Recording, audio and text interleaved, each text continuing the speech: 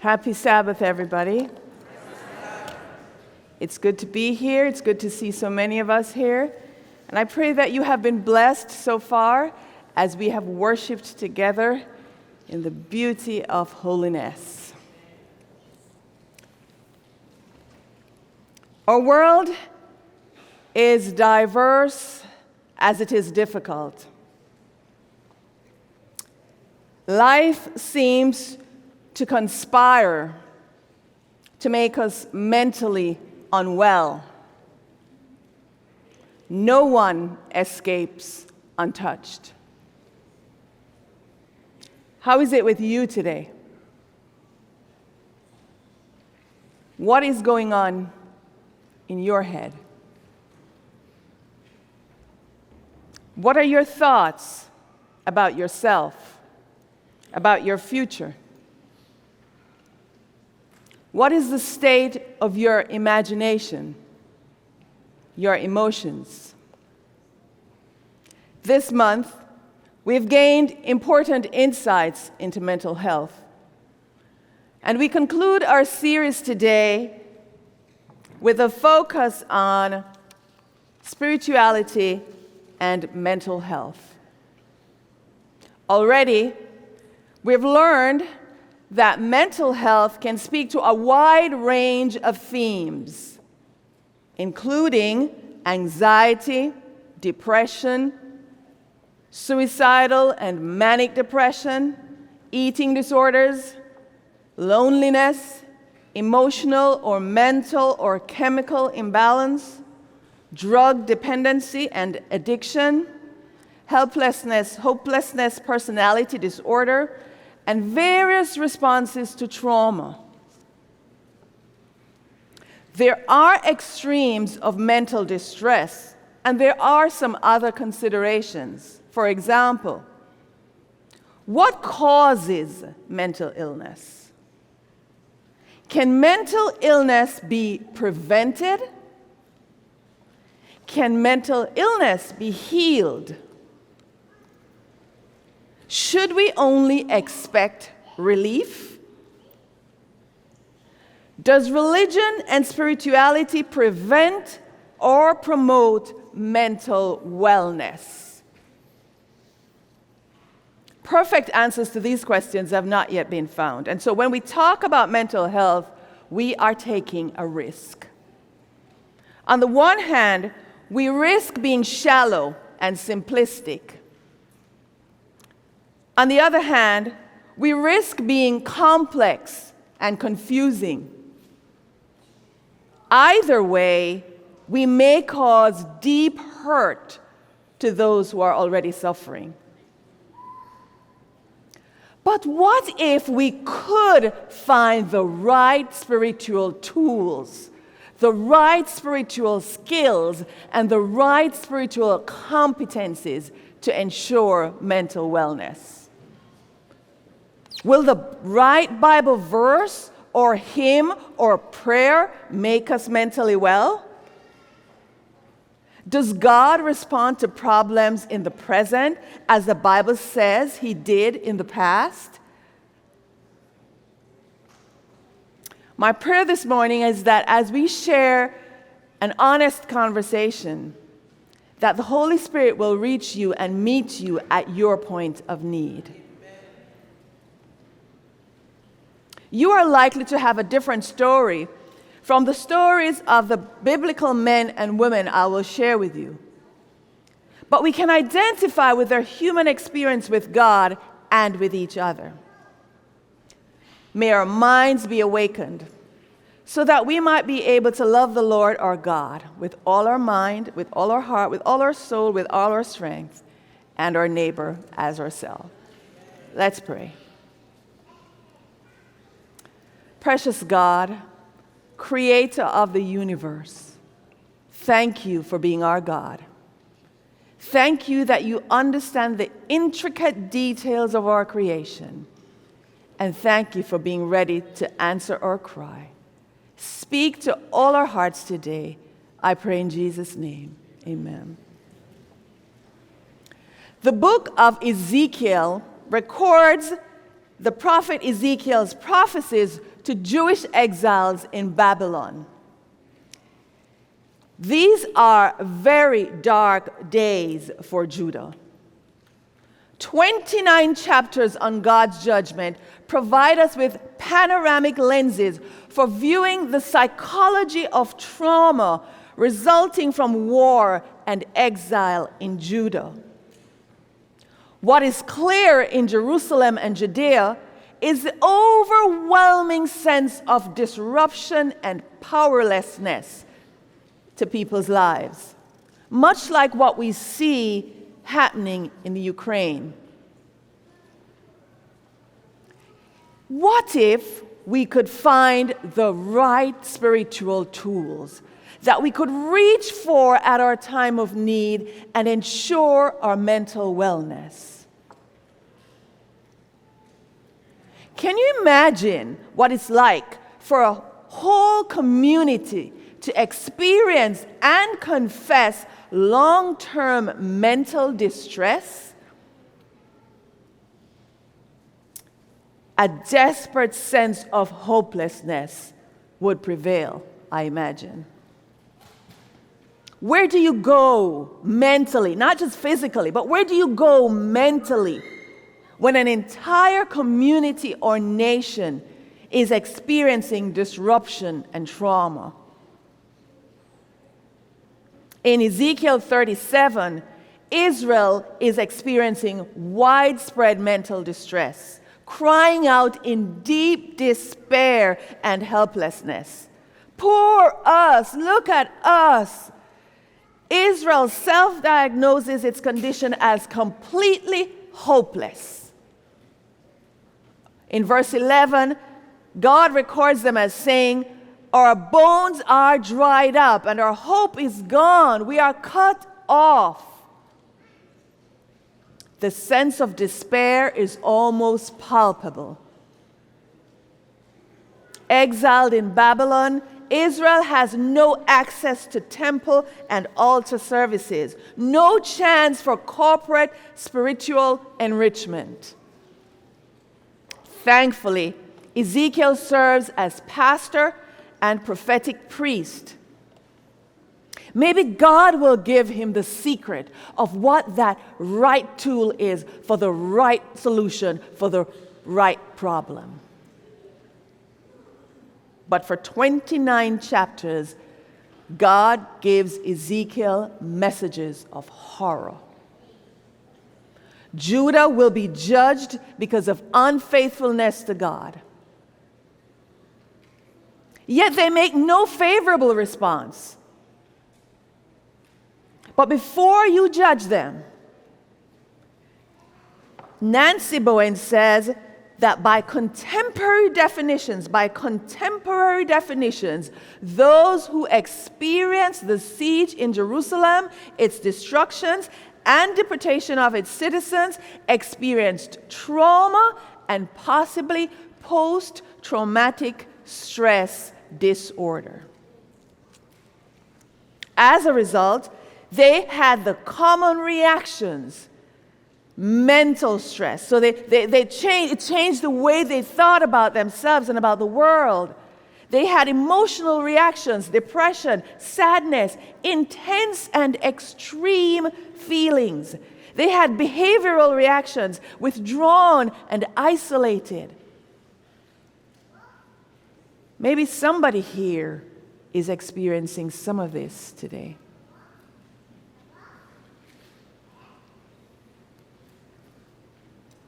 Like us, Israel needs God's help. And what does God do in response? Does he give Ezekiel the secret tool, the right tool for the right time, reach up on the shelf, apply it, and voila, mental wellness? Is that what God does? In Ezekiel 37, God gives Ezekiel a message for Israel that is as much spiritual as it is mental. Let's read it together on the screen. Ezekiel chapter 37, verses 1 to 14. The hand of the Lord was on me, and he brought me out by the Spirit of the Lord and set me in the middle of a valley. It was full of bones. He led me back and forth among them, and I saw great many bones on the floor of the valley, bones that were very dry. He asked me, Son of man, can these bones live? I said, Sovereign Lord, you alone know. Then he said to me, Prophesy to these bones and say to them, Dry bones, hear the word of the Lord. This is what the sovereign Lord says to these bones. I will make breath enter you. No, I will make breath enter you, and you will live. I will attach tendons to you and make flesh come upon you and cover your skin. I will put breath in you, and you will live. Then you will know that I am the Lord.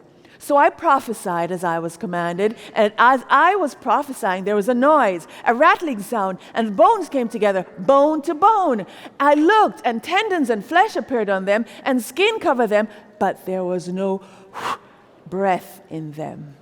Then he said to me, Prophesy to the breath. Prophesy, Son of man, and say to it, This is what the sovereign Lord says. Come, breath from the four winds and breathe into these slain, that they may live. So I prophesied as he commanded me, and breath entered them. They came to life and stood upon their feet, a vast army. Then he said to me, Son of man, these bones are the people of Israel. They say, Our bones are dried up, and our hope is gone. We are cut off. Therefore prophesy and say to them, This is what the sovereign Lord says, My people, I am going to open your graves and bring you up from them. I will bring you back to the land of Israel. I will put my spirit in you, and you will live, and I will settle you in your own land. Then you will know that I, the Lord, have spoken, and I have done it, declares the Lord. Did you see the spiritual tool? Did you catch the secret? What tool can we find God giving for promoting mental wellness? God gives Israel a reason to hope. God seizes the opportunity and reminds them of his covenant promises to bless them because of who he is and because of who they are. We need not experience exile to now experience the crescendo of mood and emotions as the sovereign Lord of the universe pours out his heart and his spirit into a people that are hardly deserving. This passage recalls Isaiah 41, where God says, Do not be afraid. I will be with you. I will uphold you.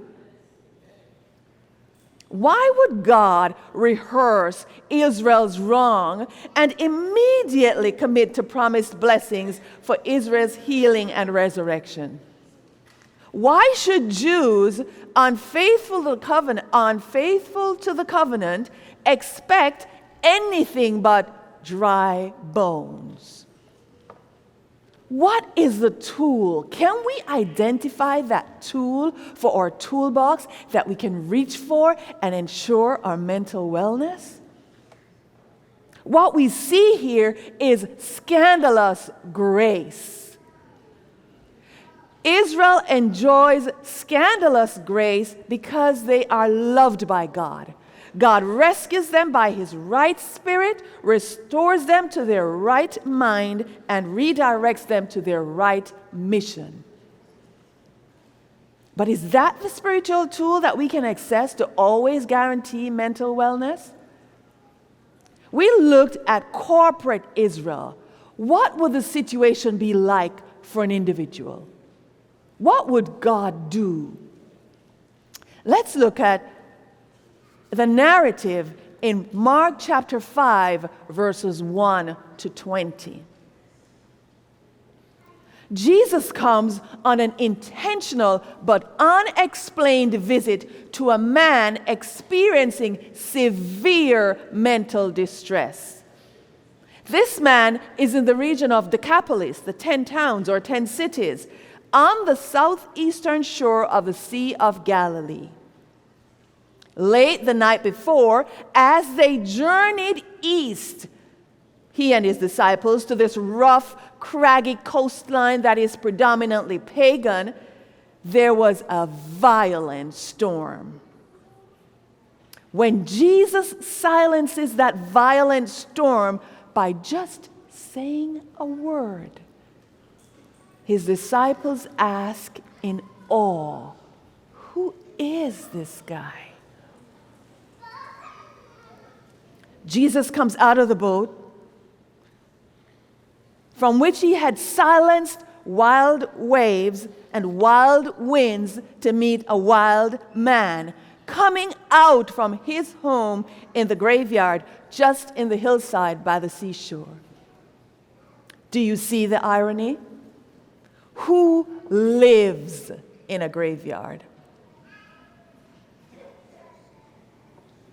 Clearly, this man is alive, but not living.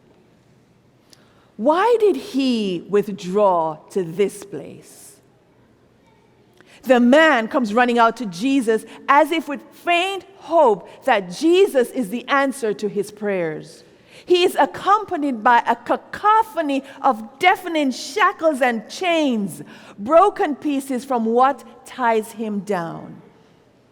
Naked, hopeless, helpless, isolated, and self-destructive, the broken man falls before Jesus, still gripping the sharp stone that he uses to cut himself day and night to remind himself that he is still alive.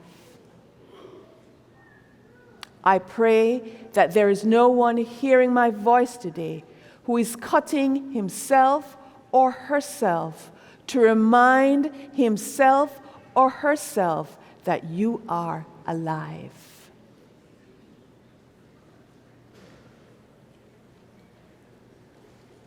Come out of the man, unclean spirit, Jesus commands, showing typical signs that devils recognize divinity. The man screams loudly as if to relieve himself, but with signs of mental imbalance and confusion. What do you want from me, Jesus, Son of the Most High God? In God's name, do not torture me. Like a teenager, he masks his cry for help under a front of self-sufficiency. What is your name? Jesus asked. My name is Legion. I don't think that's the name that man's mama chose for him. But I think that he's been called many names.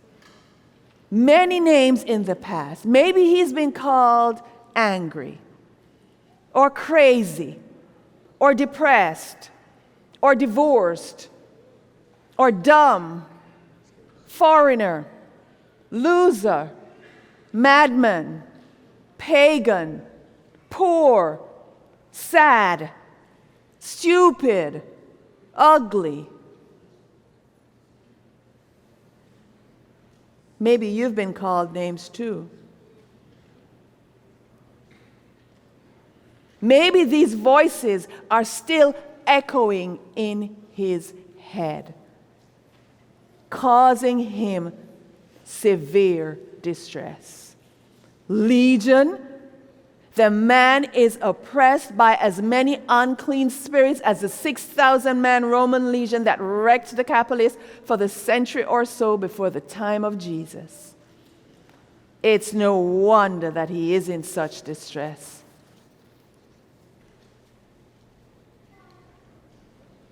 Jesus longs to apply his powerful but gentle word and rescue the man from his mental slavery. And the demons sense that their time is short. The demons are no match for Jesus, and they know. So they ask permission to go to Hog-like Hotel. From out of the one unclean man and into 2,000 unclean pigs, the unclean demons go, but only with Jesus' permission. The legion of demons literally pushed the pigs over the edge of the cliff to their death in the sea below. No doubt, the demons were wreaking havoc in the man's mind, threatening to push him over the edge, or already pushing him over the edge and seeking now to destroy him. Jesus uses the demon's own choice to destroy them and deliver the man. Without waiting to see what happened to the man, the pig feeders bolted to tell everyone they could see. Like wildfire, the news spread from country to town and back. Amazed, everyone comes out to see for themselves what had happened. Coming to Jesus, they see the man who had been possessed by the legion of demons sitting there, dressed and in his right mind. The witnesses tell the people what happened to the demon-possessed man and to the pigs as well. Going into the boat, Jesus joins the disciples to leave because the people reject him and beg him to leave. The man wants to go with Jesus, but Jesus says to him tenderly, "Go home. Show your friends what great things the Lord has done for you and how he has had compassion on you." Like a new man resurrected from the dead, he goes out happily and begins to do just that. Did you catch the tool? Did we get the tool? What is the tool that we can reach for? What are the skills? What are the competencies that we can put in our toolbox and reach for so that when we need them, we can ensure our mental wellness? Did you get the tool? The speed of Jesus' encounter with this man shows how powerful he is to deliver, restore, and redeem. It also shows that people have no time for Jesus, generally. He is disruptive to their lives. They lose control. What is important to them is not important to him. They prefer cattle over community, pigs over the man's peace, and wealth over the man's well-being. The action, the irony, the pace, the intensity of the narrative reflects Jesus at war with some strong evil force that manifests itself in the trauma influencing mental health and wellness. Evidently, mental health can also be a significant spiritual matter and not just a physiological or a psychological matter. Because in the ongoing spiritual war between good and evil, the mind is a major battleground. As one writer says, the last great struggle will be a battle for the minds. The mind controls the whole man. All our actions, good or bad, have their source in the mind that worships. It is the mind that worships God and allies us to heavenly beings. All the physical organs are servants of the mind. So when Jesus saves the man, what a victory it was for Jesus in this major spiritual battle, in this major spiritual war. What an experience for the man to be healed by the God who rescues you by his right spirit, restores you to your right mind, and redirects you to your right mission. But did you get the tool? Did we find the tool that God wants us to identify to ensure our mental wellness? Have we found it? If we compare the two situations we looked at, the one in Babylon and the one in the Decapolis, we find we were talking about a corporate situation and individual, Jewish believers and pagans, one where they knew what was wrong, or Israel should have known what the problem was, but perhaps the man with the demons didn't know. One in the valley versus one by the sea. One in which God breathed his spirit into someone, and one in which God took a spirit from someone. But both sets of people received scandalous grace. And both sets of people were resurrected to new life. But is that the tool?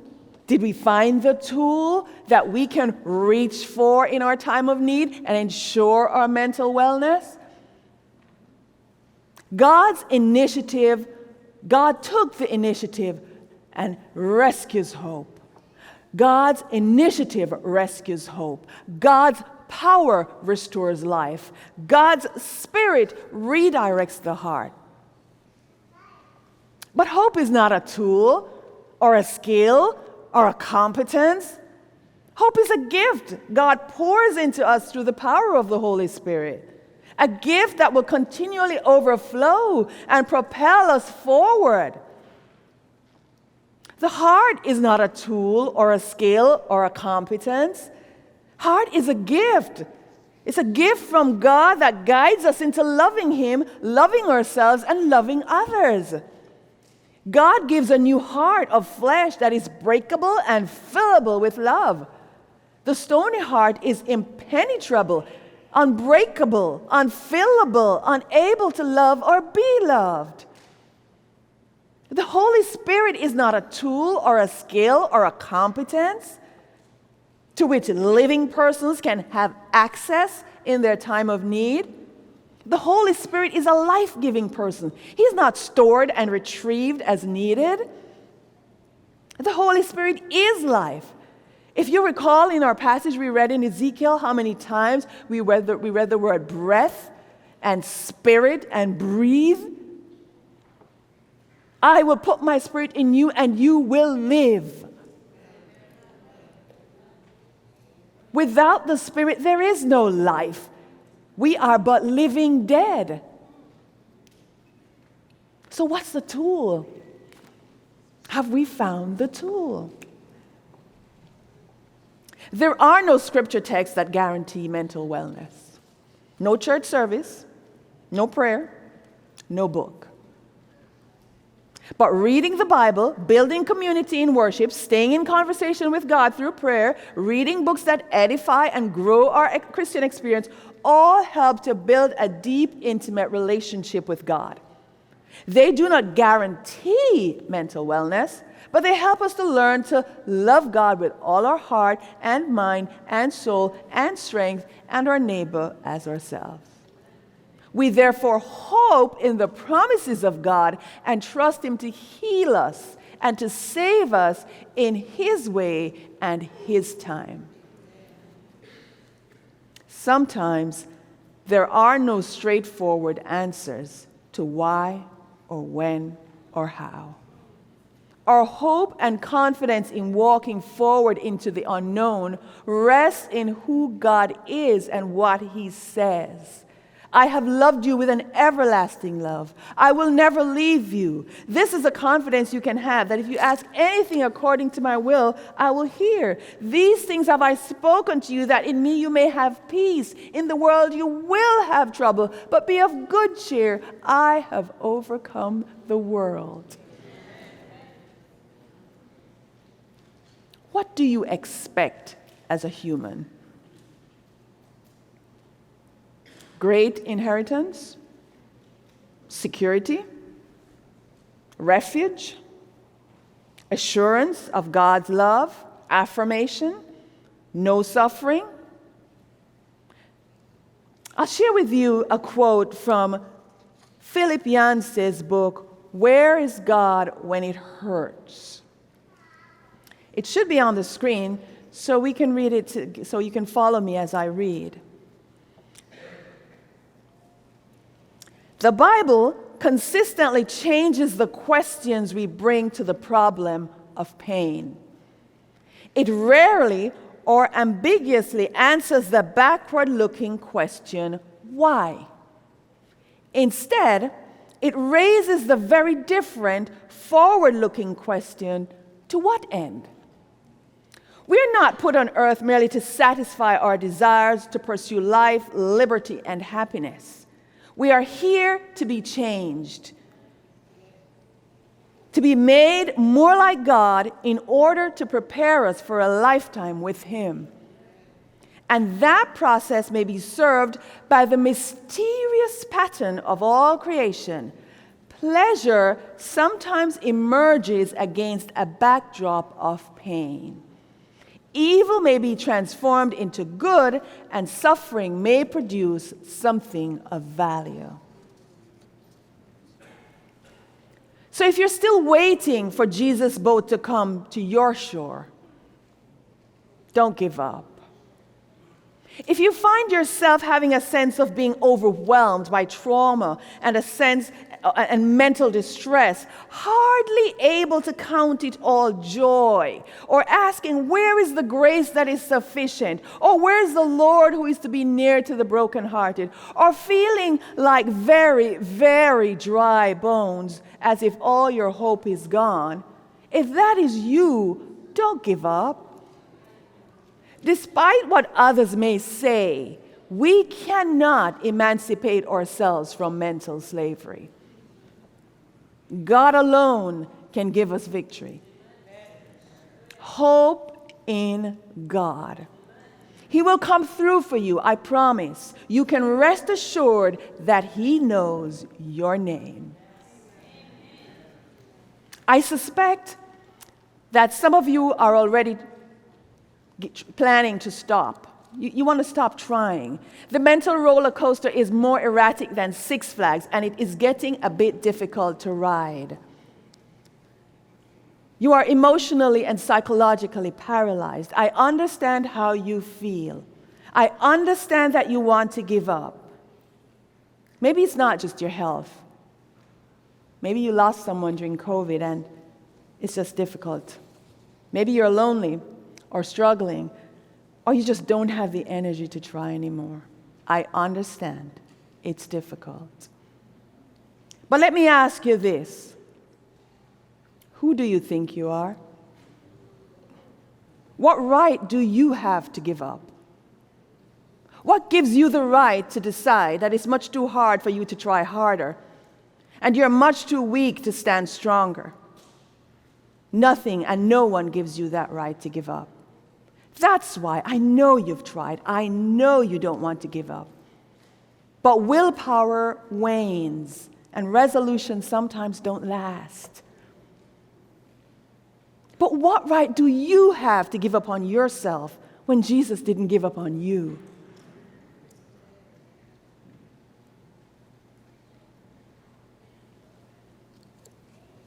Jesus comes as the ultimate fulfillment of God's promises to Israel and to us. Not long after his visit with that man in the cave, Jesus ends up naked, isolated, outside the town among the tombs, shouting unintelligible things as he's torn apart on the cross.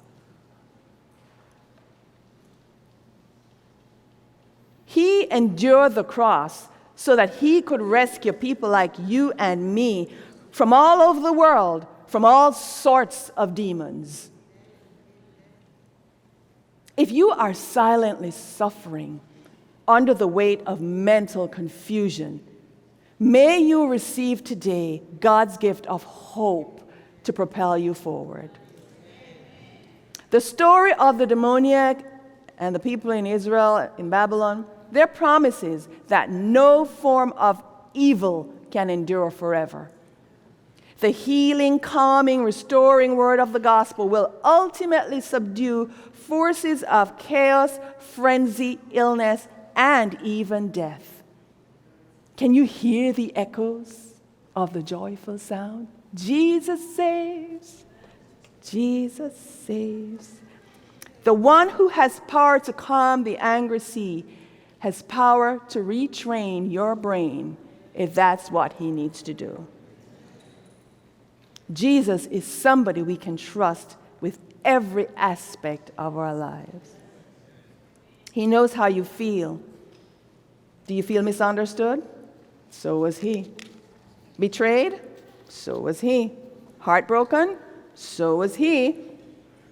Tired? So was he. Stressed? So was he. And you have not yet sweat blood, I can imagine. He knows how you feel. So don't give up on yourself. He didn't give up on you. He resisted the temptation to give up and endure the cross for you. You are God's love child, more than a conqueror. Jesus is able to do for you in an instant what you cannot do for yourself in a lifetime. Brothers and sisters, we lament our mental health in times of despair. We cry when healing is needed, and we praise our God always, for we know that He is good, and He has the power to restore every facet of our being. So like the Psalter lamenting in Psalm 13, praise is stronger when it rises from despair. How long, O Lord, will you forget me forever? How long will you hide your face from me? How long am I to feel anxious in my soul, with grief in my heart all day long? How long will my enemy be exalted over me? Consider and answer me, O Lord my God. Enlighten my eyes, or I will sleep the sleep of death. And my enemy will say, I have overcome him. And my adversaries will rejoice when I am shaken. But I have trusted in your faithfulness. My heart shall rejoice in your salvation. I will sing to the Lord because he has looked after me, because he is good. Amen.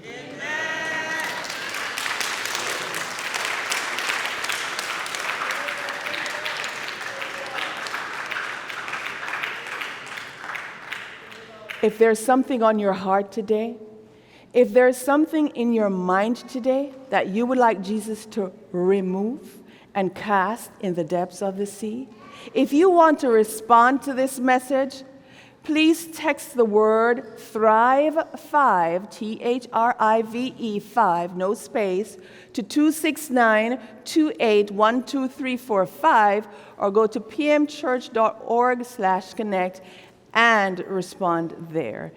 May God bless you.